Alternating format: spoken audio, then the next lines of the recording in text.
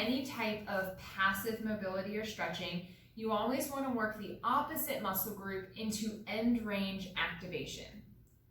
This video is going to show you how to do dorsiflexion end range activation. So this is going to be working the front leg muscles that pull the foot up. You want to complete this after you've done passive dorsiflexion mobility. Just like with passive dorsiflexion mobility, you're going to start in a kneeling position.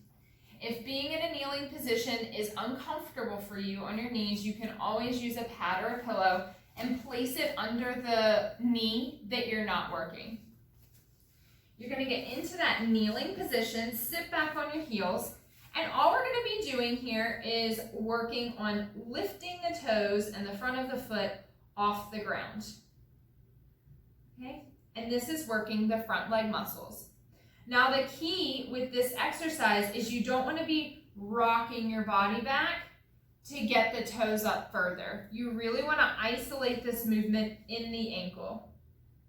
So you can see that nothing else is really moving in my body. You want to do this for 15 to 20 repetitions.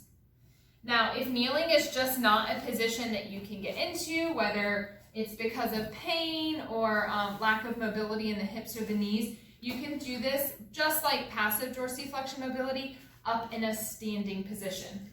You'll just need a bench or a chair surface. You're going to come here, foot on the surface, and work on lifting those toes up.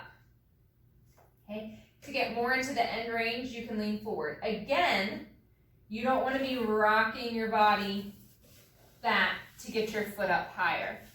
We want to keep the body still and only move through the ankle.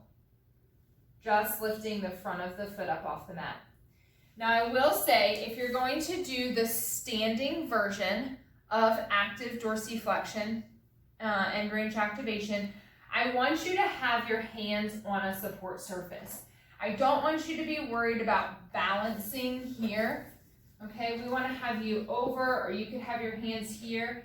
That way you can see that I can activate more if I'm not focused on balancing as well.